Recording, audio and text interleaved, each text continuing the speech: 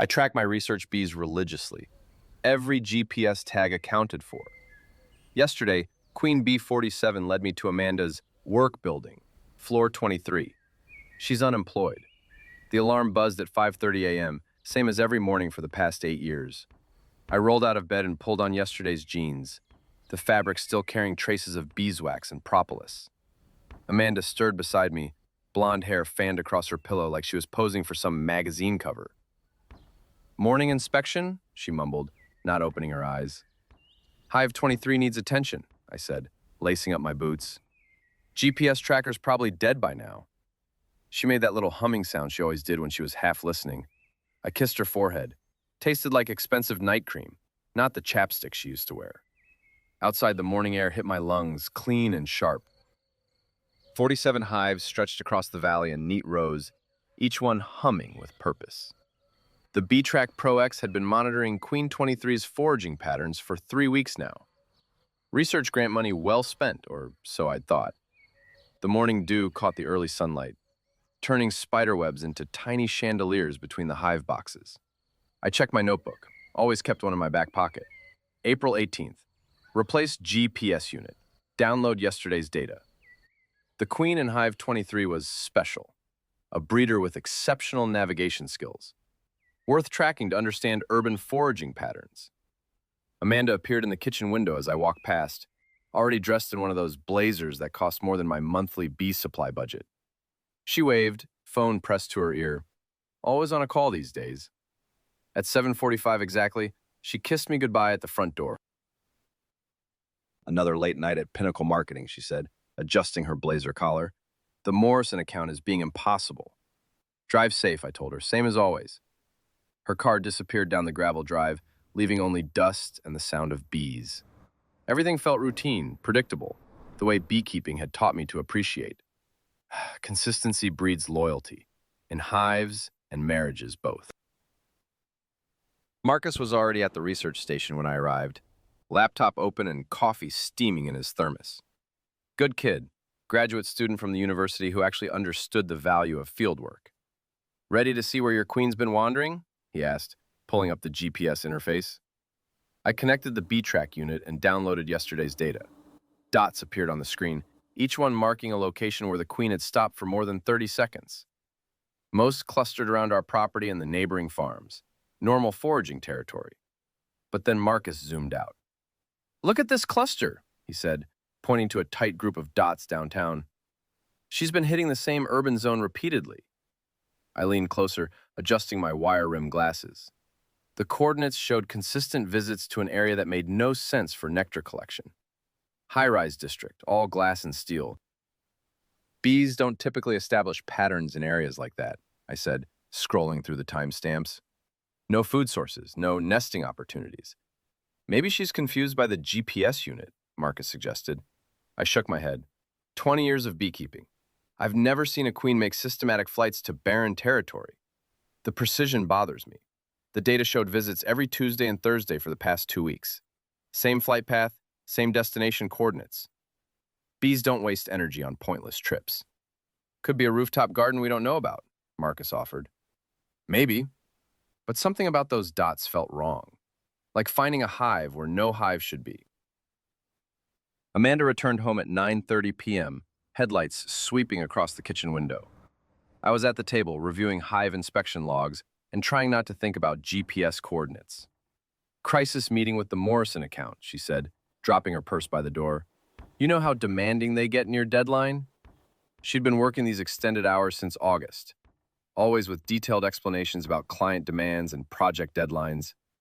I noticed her routine had become clockwork. Same departure time, same return window, same tired smile that didn't quite reach her eyes. "Long day?" I asked, closing my notebook. "The longest." She kicked off her heels and rubbed her feet. "Had to completely restructure their Q3 campaign. You know how it is?" I didn't, actually. Marketing felt as foreign to me as quantum physics. But I nodded and heated up her dinner plate. Over leftover pot roast, she described her day with practiced ease. Client meetings, deadline pressures, difficult personalities. The details felt rehearsed, like she'd told this story before. But marriage requires trust. and Amanda had never given me reason to doubt her. "How are the bees?" she asked, cutting her meat into precise squares. "Research Queen's been flying some interesting patterns," I said. "Urban territory, which is unusual." She was checking her phone again, thumb scrolling through messages. "That's nice, honey. Nice. 20 years of beekeeping reduced to nice." But I swallowed the irritation. She worked hard, deserved to decompress however she needed. After dinner, she disappeared upstairs for a shower that lasted 40 minutes.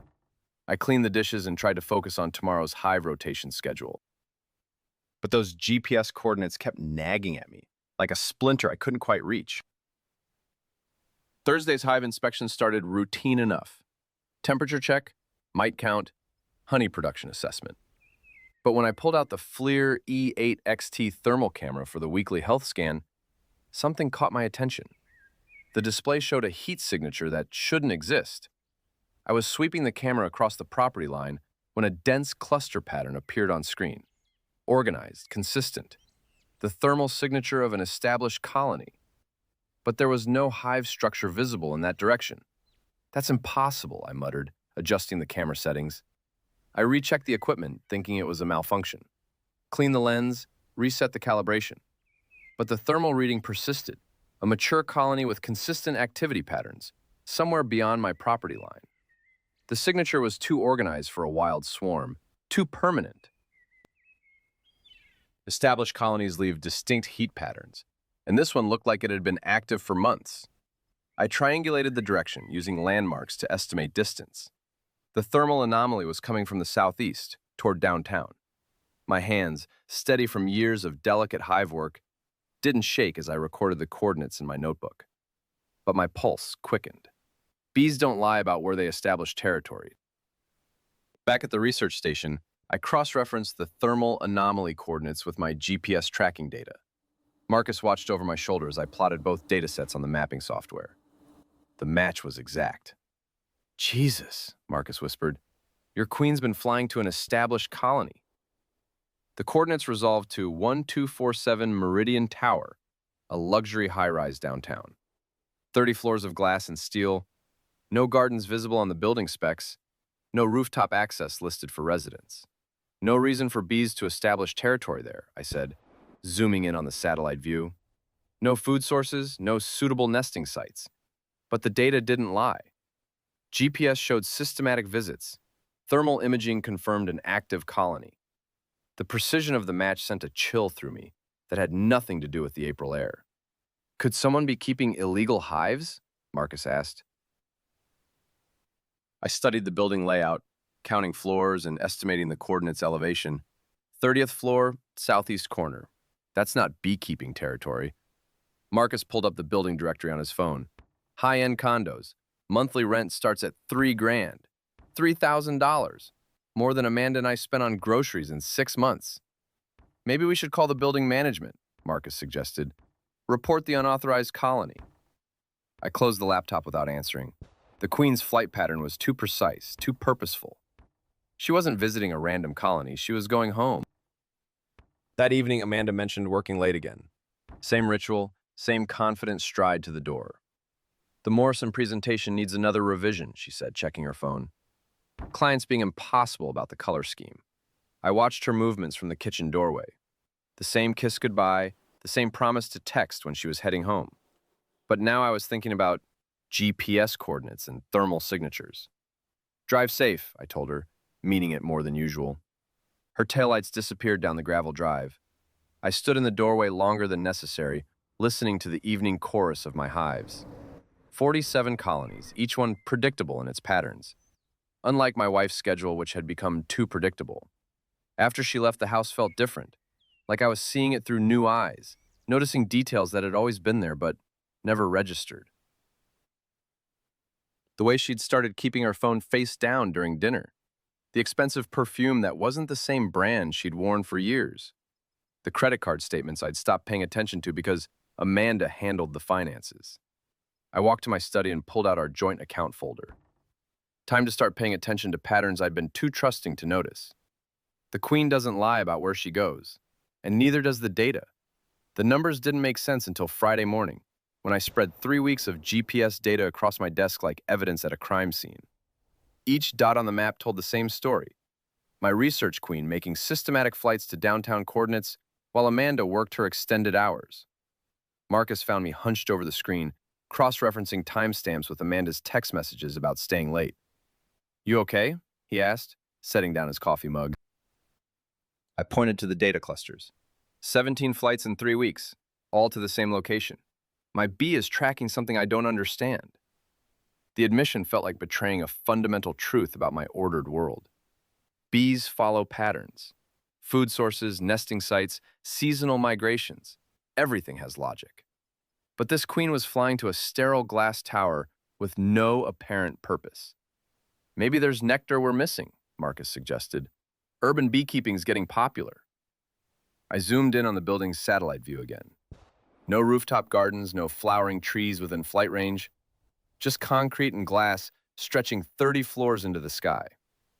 "The thermal readings show an established colony," I said, pulling up yesterday's imaging data. "This isn't a scouting mission. She's been going there for months." Marcus leaned closer to the screen. "Since when?" I checked my earliest GPS logs. First recorded flight was August 15th, the same week Amanda started working overtime.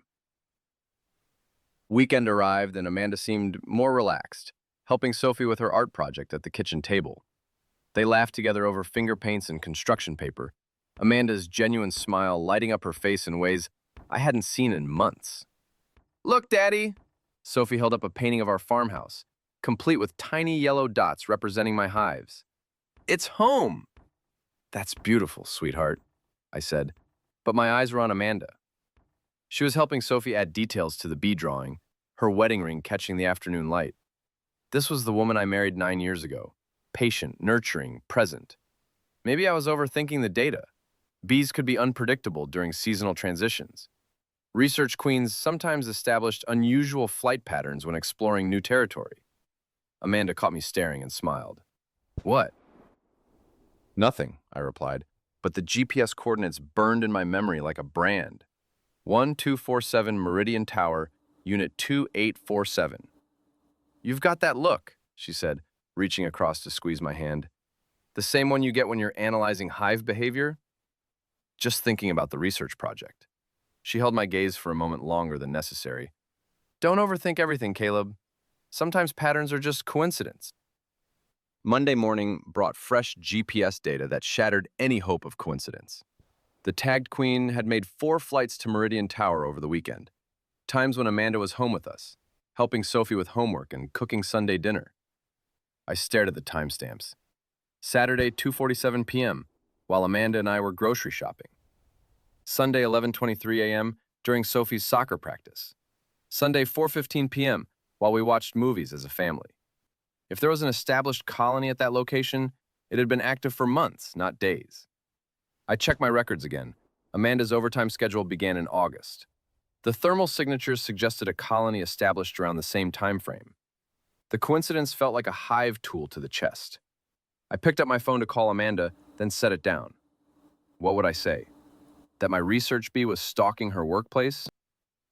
That I was tracking insects like some paranoid husband? But the data didn't lie. The queen was following a pattern that aligned too perfectly with Amanda's schedule changes. By noon, I'd loaded my thermal imaging equipment into my truck, telling myself I was just verifying the colony location for research purposes.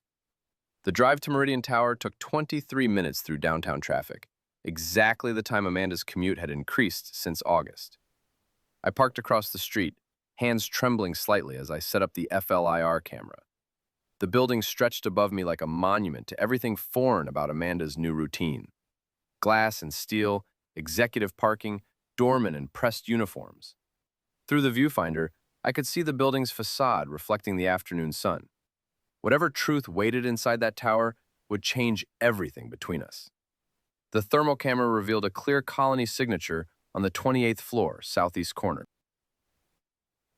The heat pattern showed established brood chambers and active movement. A mature hive that had been there for months, not the exploratory cluster I'd hoped to find. But there was something else in the reading that made my blood freeze. Human heat signatures. Two distinct patterns moving together in the same unit. Adult-sized forms in close proximity, sharing the same space where my research queen had been flying for months. My professional eye recognized the thermal footprint immediately. This wasn't just about bees anymore. I lowered the camera, my hands shaking as the implications crashed over me. Unit 2847, the exact coordinates my GPS tracker had been recording while Amanda worked her mysterious overtime hours. The methodical beekeeper in me had found his answer. The husband in me wished I'd never looked. I lowered the thermal camera, my hands trembling slightly as the reality settled in. The GPS tracker in my palm still pulsed that steady red light, pointing directly at Unit 2847, 28 floors up. Amanda's been coming here for months. I sat in my truck for another 10 minutes, just staring at that glass tower. The morning sun reflected off its surface like a mirror, all clean lines and expensive angles. Nothing like our farmhouse with its weathered siding and bee-stained porch. This place screamed money, the kind Amanda always said we didn't need. But here we were. The parking garage beneath the building charged $12 for the first hour. I fed coins into the meter, my pest control bag heavy on my shoulder. The doorman looked me up and down. Work boots, faded jeans, flannel shirt with a small honey stain on the sleeve. I didn't belong here, and we both knew it. Bee removal, I said, showing him my Hill Valley Honey Farm business card. Got reports of a swarm in one of your units. His expression shifted immediately. Which unit? We haven't had any complaints. I checked the GPS tracker again, watching the signal strengthen as I stepped closer to the elevator bank. That's the thing with bees. By the time tenants notice them, you've usually got a full colony established. I'll need to scan floor by floor to pinpoint the exact location. The doorman was already reaching for his radio. Miguel? Yeah, we got a bee guy here. Says there might be a hive in the building. He looked back at me. How long does this usually take? Depends on where they've settled. Could be in the walls, ventilation system, balcony overhangs. I kept my voice steady, professional. 23 years of legitimate pest control calls had taught me exactly what building managers wanted to hear. The sooner we locate them, the less damage to the structure. Miguel appeared within minutes. Building maintenance supervisor with calloused hands and a tool belt that had seen real use. Finally, someone who looked like they belonged in my world. Bees, huh? He shook my hand with a firm grip. Haven't had that problem before, but there's a first time for everything. You got some kind of detector? I held up the GPS tracker. This follows the scout bees back to their colony. Pretty accurate within a 10-foot radius. The elevator rose silently, floor numbers lighting up in sequence. Corporate offices on floors 5 through 15. Medical practices and law firms higher up. The tracker's beeping grew more insistent as we climbed. Residential starts at 25, Miguel said, watching the numbers climb. Luxury units. Most of these folks pay more in monthly rent than I make in 6 months.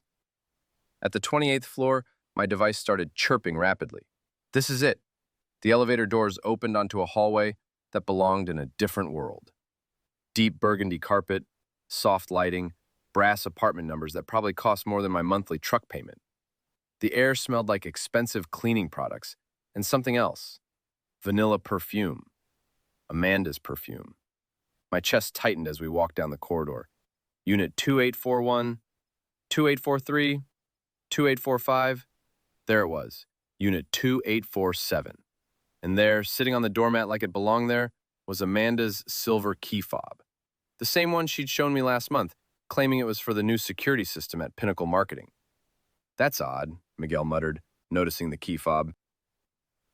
Tenant's not supposed to be here during the day. Miss Campbell works downtown, only comes by evenings and weekends. Miss Campbell. The name hit me like a physical blow. Not Mrs. Hill, not Amanda Hill. Miss Campbell. Like she was single. I knelt down, pretending to check my tracker while my world quietly collapsed around me. The GPS signal was strongest right here, at this door. My research queen had been flying to this exact spot for months. The same months Amanda claimed to be working overtime. You know the tenant? I asked, keeping my voice casual. Miguel nodded, pulling out his master key. Nice lady, always polite, pays rent on time. Moved in back in November. Said she needed a place closer to work. He paused, key halfway to the lock. You sure the bees are in her unit? Maybe they're in the walls between apartments. Only one way to find out. I stood up, shouldering my equipment bag. Standard protocol. We checked the most likely location first. The lock turned with a soft click. Miguel pushed the door open, and Amanda's vanilla perfume hit me full force. Not faint, like it might linger from an occasional visit. Strong, recent, like she'd been here this morning. Ma'am's been here recently, Miguel noted, checking the thermostat display on the wall. System shows activity at 7:30 a.m. Temperature adjustment. 7:30 a.m. Amanda had kissed me goodbye at 7:15, coffee mug in hand, claiming she needed to get to the office early for a client presentation. I stepped inside, my work boots silent on the hardwood floor. The apartment was fully furnished, not some temporary hideout, but a carefully curated second home. Her favorite throw pillow, the one with tiny sunflowers, sat perfectly positioned on the leather couch. A coffee mug rested on the granite counter, lipstick stains still visible on the rim. The same shade she'd been wearing when she left our house 2 hours ago. This isn't a swarm situation, I said quietly, pulling out my thermal imaging camera. This is an established colony. Miguel watched as I powered up the FLIR E8 XT, the screen flickering to life in familiar blue and yellow heat signatures. 23 years of hive inspections had trained my eye to read thermal patterns like other people read books. I aimed the camera at the living room wall and nearly dropped the device. Behind the drywall, a massive heat bloom pulsed in organized hexagonal patterns. The unmistakable thermal signature of active honeycomb construction spread across 8 feet of wall space. Distinct temperature gradients showed brood chambers, honey storage, ventilation channels, all the hallmarks of a thriving colony. Jesus, I whispered, zooming in on the image. That's a big colony, Miguel said, peering over my shoulder at the display. How long you figure they've been in there? I studied the heat patterns, my professional knowledge overriding the personal shock threatening to overwhelm me. The honeycomb structure showed multiple growth rings, clear indicators of seasonal development cycles. The thermal density suggested thousands of bees, not hundreds. Based on the comb density and thermal distribution, I said slowly, I'd estimate 4 to 6 months minimum. 4 to 6 months. Amanda started claiming overtime in August. The timing matched perfectly. She'd been coming here regularly, feeding this colony, nurturing it while lying to my face about working late. My research queen hadn't just stumbled onto this hive. She'd been following an established flight pattern, visiting bees that Amanda had been tending for months.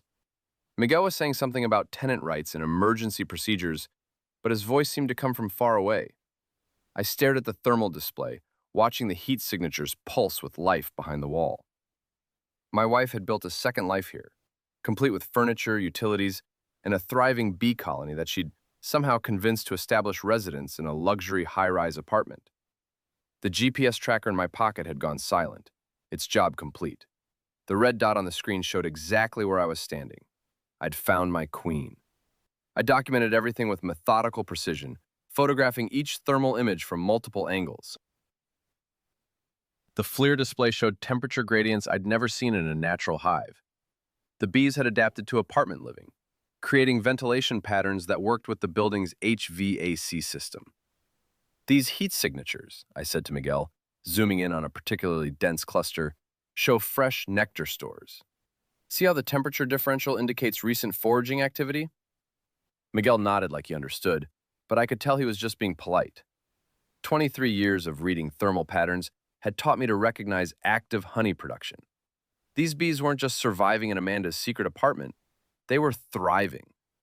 The nectar stores showed distinct temperature variations that only came from fresh collection within the last 48 hours, which meant my tagged queen had been making regular supply runs, not random exploratory flights.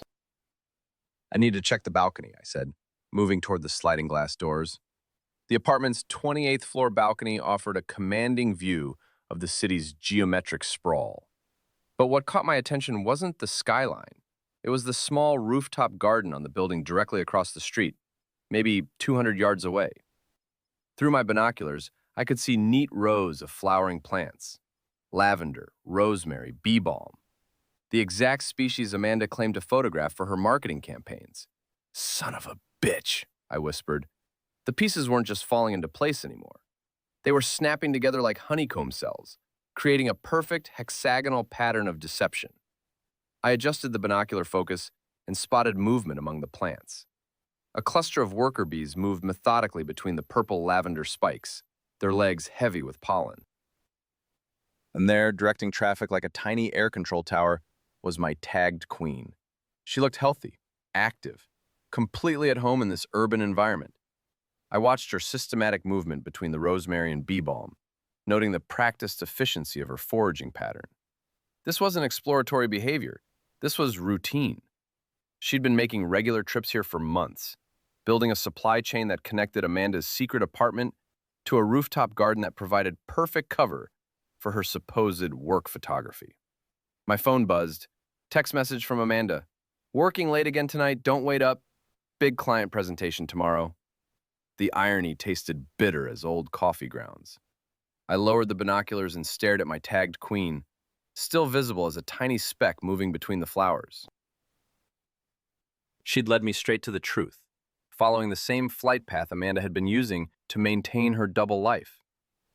She's been feeding them, I said aloud, though Miguel had wandered back inside. The queen's behavior showed complete familiarity with this territory. No hesitation, no scouting patterns, just direct flights to established food sources. The kind of confidence that only came from months of repeated visits. Back inside the apartment, I pulled out my hive tool, a flat metal bar that had opened thousands of hives over the years. The wall baseboard had a small gap where the thermal imaging showed the colony's lowest edge. I worked the tool carefully into the space, feeling for the familiar resistance of honeycomb. The metal scraped against something solid, and I heard the faint buzz of disturbed bees behind the drywall. "What are you doing?" Miguel asked, returning from the kitchen. Taking a sample for analysis, I said, extracting a small piece of golden hexagonal comb. Years of honey testing have taught me that nectar composition reveals exactly which flowers the bees have been visiting. The honeycomb was perfect, 6-sided cells filled with nectar that smelled distinctly floral. Not the clover and wildflower scents from my rural hives, but something more refined. Lavender, rosemary, urban botanicals. I sealed the sample in a sterile container from my equipment bag, labeling it with permanent marker. 1247, Meridian Tower, Unit 2847, April 19th, 2024. If my suspicions were correct, this honey would contain pollen signatures that matched the plants Amanda photographed for her supposed marketing work. Chemical fingerprints that would prove she'd been maintaining this colony while lying about overtime. My phone rang as I was packing the thermal camera. Marcus's name lit up the screen, my research partner who had helped design the GPS tracking system we'd been using to study urban bee behavior. "Find your queen?" he asked cheerfully. The tracker data looked like she was making some interesting urban flights. I looked around the apartment one more time. Fresh flowers in a crystal vase. Recently used kitchen with expensive appliances. Throw pillows arranged with the same careful attention Amanda brought to our own living room. A whole life built in secret, 30 floors above the city. "I found more than I bargained for," I said quietly. "I need you to run a full pollen analysis on a honey sample. Priority testing." Marcus's tone shifted immediately. 20 years of research partnership had taught him to read the subtle changes in my voice. "Everything okay, man? You sound—" "I'll explain later," I said, watching my tagged queen through the balcony window. She was still working the rooftop garden, methodically collecting nectar that would end up in Amanda's secret hive. "How fast can you get me results? Pollen analysis? 48 hours if I push it through." "But Caleb, what's going on?" The elevator descended in mechanical silence, floor numbers counting down like a timer on everything I thought I knew about my marriage. 37, 36, 35. My mind processed the evidence with the same systematic approach I used for hive inspections. The apartment lease had to be in someone's name. The utilities required payment. The bee colony needed regular maintenance. Amanda had been managing a complex operation for months, maybe longer. But as the floors ticked past 20, then 15, a cold realization settled in my stomach like bad honey. The thermal imaging and GPS data proved the bees had been here for months. The honey sample would confirm they'd been feeding on the rooftop garden plants. But none of that proved Amanda was having an affair. A good lawyer could argue she was legitimately working on marketing campaigns, using the apartment as a client meeting space. The bees could be part of an urban agriculture project she was documenting. My evidence was circumstantial at best. The elevator dinged at the lobby, and I realized I needed much more than bee tracking data. Walking back to my truck in the parking garage, I felt the weight of everything I'd discovered pressing down like humidity before a storm. The concrete echoed with my footsteps, mixing with the distant hum of ventilation systems and the city noise filtering down from street level. My phone buzzed with an email notification. The building's automated parking system, standard procedure for contractors and visitors. I almost deleted it without reading, but something made me pause. The timestamp showed my truck entering the garage at 9:47 a.m. I stared at the screen, checking the time on my phone. 11:23 a.m. I'd arrived at the building around 10:15, after driving from the farm and stopping for coffee. Someone else with access to this building had used my license plate number to enter the garage an hour before I got here. Either the system had malfunctioned, or someone knew I was coming and tried to cover their tracks. My investigation into wayward bees had just become something much more dangerous. Chemical analysis would have to wait. Right now, I needed to find out who else knew about my tagged queen's urban flights. I sat in my truck outside 1247 Meridian Tower, watching Amanda's silver Camry disappear into morning traffic. 8:47 a.m., right on schedule. The digital clock on my dashboard felt like it was mocking me. All those months I'd trusted her timing, her patterns. Now I knew better. The city air drifted through my cracked window, carrying exhaust fumes and the distant aroma of coffee shops opening for the day. My hands gripped the steering wheel until my knuckles went white. She wasn't going to Pinnacle Marketing. She was maintaining this apartment while feeding me lies about overtime hours. My phone buzzed. Amanda's text. Long day ahead. Won't be home until 9 p.m. Love you. Love you. The words felt like bee stings now. I stared up at the 28th floor, counting windows until I found 2847. The thermal imaging from yesterday showed an established colony. Months of deception built into those walls, comb by comb. The systematic nature of her lies made my stomach clench like I'd been punched. Time to work. Inside the truck, I methodically inventoried my equipment like any professional job. Smoker, hive tool, protective suit folded neat in its case, collection boxes stacked and ready. The thermal camera sat heavy in my lap, its screen still showing yesterday's heat signatures. I pulled out my notepad and sketched the apartment layout from memory. Treat it like a swarm removal, I muttered, my voice steadier than my hands.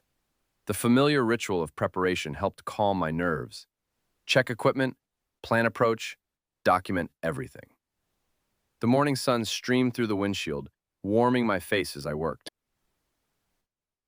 Amanda wouldn't return until evening.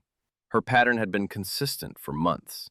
Every lie had its own schedule, its own rhythm. The building superintendent, Elena, should be available to grant access for pest control. I reached for my business license, making sure the lamination wasn't cracked. Hill Valley Honey Farm, professional bee removal services. 20 years of building that reputation. Now it would help me tear apart my marriage. The lobby's marble floors echoed our footsteps as Elena examined my business license and thermal imaging photos. Her keys jingled against her belt like wind chimes. Bees in a high-rise? She said, studying the heat signatures on my camera display. That's a first for me. Happens more than you'd think, I replied, keeping my voice professional. Swarms find their way into wall cavities through balcony access. Once they establish, they can damage building structures. The elevator hummed upward, each floor number lighting up like a countdown. 23, 24, 25. Elena's radio crackled with maintenance requests. Something about a broken dishwasher in 1205, a clogged drain in 3011. The static masked the sound of my nervous breathing. Been getting any complaints about buzzing sounds? I asked. Not that I recall, but you know how it is. People hear city noise, they tune it out, she shrugged. 28. The elevator dinged. Unit 2847, right here, she said, inserting her master key into the lock. My heart hammered against my ribs. The apartment door swung open, and Amanda's secret life hit me like a physical blow. Expensive leather furniture I'd never seen before. Fresh white roses in a crystal vase on the coffee table. Framed photos covering every surface. Amanda laughing with David at restaurants, on weekend trips, at wine tastings. Our wedding photo was nowhere to be seen. The thermal camera immediately picked up the bee colony's heat signature behind the sliding glass door.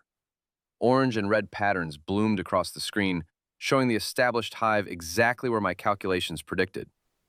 "I'll be back in an hour to check your progress," Elena said, her voice fading as she headed back toward the elevator. "Just lock up when you're done." The door clicked shut. Silence pressed against my ears like water. I stood surrounded by evidence of Amanda's double life, my bee colony thriving in this monument to betrayal. The apartment smelled like her perfume, not the one she wore at home, but something new, something expensive, something for him. On the kitchen counter, a bottle of wine sat half empty. 2 glasses in the sink, lipstick stains on one rim. The thermal camera beeped, reminding me why I was here. I suited up on the balcony, the city sprawling 30 floors below like a circuit board. Wind whipped through the glass and steel canyons, making my veil flutter as I approached the corner planters. The colony had built impressive comb structures around the decorative plants, exactly where the thermal imaging indicated. My smoker sent calming puffs across the established hive. "Easy, girls," I whispered, my voice muffled by the protective mesh. The familiar work steadied my hands despite the surreal circumstances. These were my bees. My tagged queen had led them here, following Amanda's scent, her routine, her lies. They'd built their home in the walls of her deception, thriving on the nectar from the rooftop garden across the street. Each frame of honeycomb I carefully removed represented weeks of Amanda's carefully constructed lies. The bees responded to my experienced touch, allowing me to document their established presence with photos and samples. Worker bees clustered around my gloved hands, recognizing their keeper even in this strange place. The irony wasn't lost on me. I'd spent years teaching Amanda about bee behavior, how they communicate through pheromones, how they follow scent trails, how they always return to what feeds them. She'd learned those lessons too well. Back inside the apartment, I photographed everything while the bees settled in their transport boxes on the balcony. Amanda's calendar on the kitchen counter showed work, pinnacle, for every single day this month. Each entry was a calculated deception written in her careful handwriting. I documented the furnishing receipts tucked in a drawer, $8,400 total. The wine collection in the cabinet, bottles worth hundreds. The lease agreement filed neatly in a folder, Amanda's signature from November staring back at me. My phone captured every detail methodically, building an irrefutable case. Click. The bedroom with its king-size bed. Click. The bathroom with 2 sets of toiletries. Click. The refrigerator photos showing Amanda and David at a beach I'd never seen. The apartment's silence amplified each camera shutter. Through the window, I watched office workers in distant buildings, people living honest lives, heading to jobs that actually existed. The contrast made my chest tight with a mixture of sadness and something else. Something harder. Something that felt like resolve crystallizing in my bones. The apartment's silence amplified each camera shutter. Through the window, I watched office workers in distant buildings, people living honest lives, heading to jobs that actually existed. The contrast made my chest tight, with a mixture of sadness and something else. Something harder. Something that felt like resolve crystallizing in my bones. I loaded the final honeycomb samples into labeled containers, sealing each one with the methodical precision I'd use for any research project. The apartment felt different now, exposed, like a stage set after the play had ended. Every surface held evidence of Amanda's carefully constructed lie. 11:23 a.m. on my watch. Amanda wouldn't return for hours, giving me time to process everything I'd discovered. The bee colony's removal had left obvious gaps in the balcony planters. Physical evidence of their months-long presence. Dark rectangles in the soil where the comb structures had been anchored. Even a casual observer would notice the disturbance. I pulled out my phone and texted Marcus. Extraction complete. Colony was fully established, at least 4 months old. His reply came within seconds. That proves the timeline. You've got her. I stared at the message, feeling the weight of what came next. The honeycomb samples would confirm the pollen sources, the timeline, everything. But I already knew enough. The lease agreement with Amanda's signature, the receipts, The photographs of her and David scattered across the refrigerator like breadcrumbs, leading to the truth. My hands moved automatically, packing equipment I'd used thousands of times before. Hive tool into its case, smoker extinguished and secured. The familiar routine helped steady my racing thoughts. But then my phone buzzed again. Amanda. Emergency at work, coming home early to grab files. My blood turned to ice water as I checked the timestamp.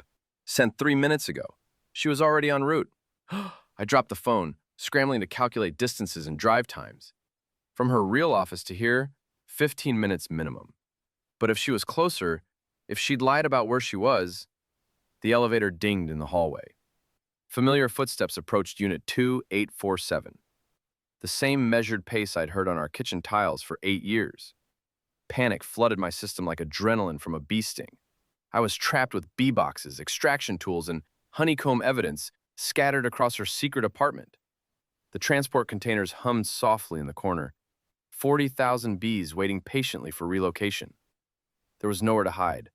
No time to escape. The sound of keys jingling outside the door made my heart hammer against my ribs. Metal scraping against metal as she found the right key. The lock clicked. The door handle turned. Amanda stepped through the doorway and froze, her leather purse dropping to the marble floor with a sharp crack that echoed through the apartment. I stood in the center of her living room, surrounded by bee boxes and extraction equipment, honeycomb samples spread across her coffee table like golden evidence of months of deception. Her face cycled through confusion, recognition, and pure terror in the span of 3 heartbeats. "Caleb?" she whispered, her voice barely audible above the hum of the bee containers. The afternoon light streamed through the balcony doors, illuminating the obvious gaps where the colony once thrived. Neither of us moved for several heartbeats, the silence stretching between us like a chasm filled with 8 years of marriage and months of lies. The evidence of her deception filled the space between us, undeniable and damning. "What are you doing here?" Amanda's voice cracked as she took in the scene. The professional bee equipment, the documented honeycomb, the obvious signs of colony removal from her balcony garden. I set down my hive tool, my movements deliberate and calm despite my pulse hammering in my ears. "Following my bees," I said simply, gesturing to the transport boxes. "They've been living here for months, Amanda, feeding on your balcony garden while you told me you were working late at Pinnacle." Her eyes darted to the evidence scattered across the room, calculating rapidly. The lease agreement, the furnishing receipts, the photographs of her and David that I'd arranged in a neat line across her expensive coffee table. "You don't understand," she began, but her voice faltered as she saw the scope of what I'd discovered. The honeycomb samples labeled with dates and locations, the thermal imaging printouts showing heat signatures, the GPS tracking data from my research queen. I remained silent, letting the evidence speak. The bee boxes hummed softly in the corner, a living testament to her deception. 40,000 witnesses to months of carefully orchestrated lies. "How long have you known?" she asked, sinking onto the couch that cost more than our monthly mortgage payment. Her hands shook as she picked up one of the honeycomb samples, the golden hexagons catching the afternoon light streaming through her secret apartment windows.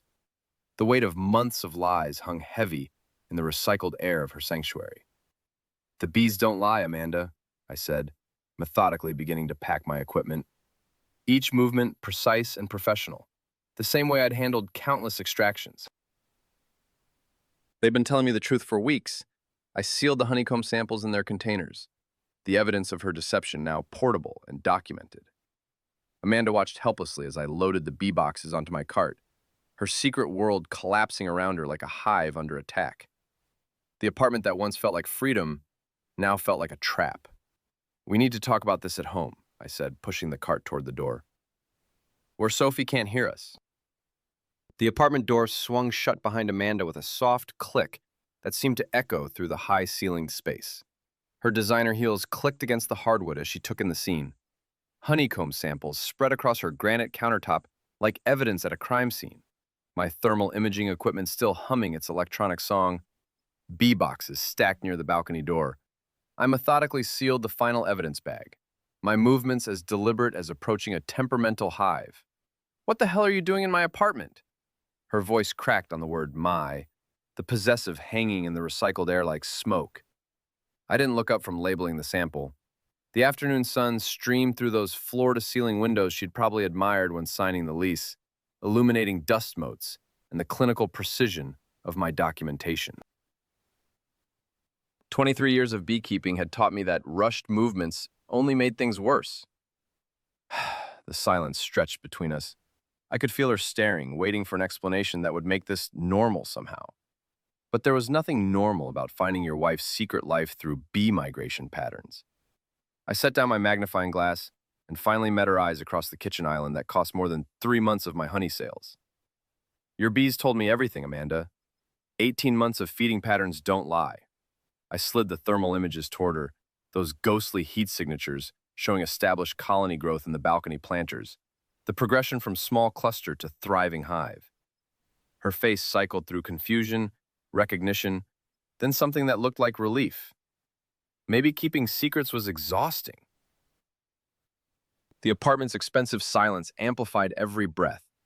She sank onto one of those leather bar stools, her designer purse sliding to the floor with a soft thud. How long have you known? The question came out smaller than she'd intended, lost in all that vast space. I gathered the thermal printouts, stacking them with the same care I used for hive records. The GPS tracker led me here Tuesday, but the bees, they've been mapping your real schedule since November. Her confession started in fragments. David's name dropped like a stone into still water.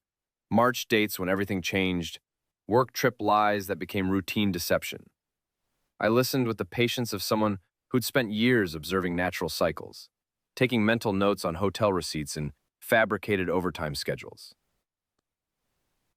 I never meant for it to become this, she whispered, gesturing at the expensive furniture, the view of downtown spread out 30 floors below. Her voice echoed slightly in the space. It was supposed to be temporary, just figuring things out. I nodded, understanding finally complete. The bees had mapped her real life while I'd been living in the fiction she'd constructed. Every late meeting had been documented in pollen samples. Every weekend conference recorded in feeding patterns. The lease is in your name, I said, not a question. November 15th. Same week you said Pinnacle Marketing was expanding your territory. She closed her eyes. You found everything. The bees found everything. I just followed the data. Amanda looked around the apartment like she was seeing it for the first time. The leather sectional, the abstract art, the kitchen island where we'd never shared a meal. What happens now?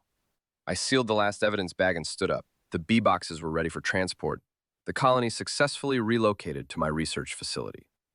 They'd adapt to their new environment, the way living things do when their world changes. Now I take my evidence home, I said, shouldering my equipment bag, and you decide what story you want to tell Sophie. I walked out of that apartment for the last time, bee boxes stacked in my truck like evidence containers. The elevator descent felt longer than usual, 30 floors of watching those numbers count down while Amanda's confession echoed in my head. March dates, hotel receipts, David's name spoken like a prayer she'd been hiding. The drive home took me past fields where my hives dotted the landscape like white monuments to predictable seasons. Sophie would be doing homework at the kitchen table, Patricia helping with fractions while dinner simmered on the stove. Normal rhythms continuing while my world reorganized itself around new data points. 6 months later, I processed the final honey harvest of the season in my kitchen, each jar labeled with location data that now included Meridian Tower Colony, recovered. The apartment bees had adapted to their new rural environment, their honey darker and more complex than anything they'd produced, feeding on Amanda's balcony plants. Sophie stood beside me at the extraction table, her technique improving with each session. She'd learned to read the hexagonal patterns, to test moisture content with the same precision I'd taught her for measuring rainfall. This batch tastes different, Dad. She held up a wooden dipper, gold and honey catching the afternoon light. More earthy. Urban bees versus rural bees, I explained, sealing another jar. Different pollen sources, different flavor profiles. They adapted to their new environment. The kitchen smelled of warm beeswax and wildflower sweetness. Through the window, I could see the relocated hive in the far corner of the apiary, thriving among my established colonies. Amanda's weekend visits had settled into their own pattern, cordial but distant, like neighbors who'd once shared a fence line. The divorce papers sat filed in my desk drawer, another seasonal cycle completed. Marcus knocked on the screen door that October afternoon, waving an official-looking letter. The GPS bee study got accepted by the Journal of Applied Entomology, he announced, settling into his usual porch chair. I poured coffee from the pot Patricia had left warming. Which parts did they publish? All the tracking data, thermal imaging protocols, urban adaptation patterns. He spread the acceptance letter on the wooden table between us. They loved the methodology.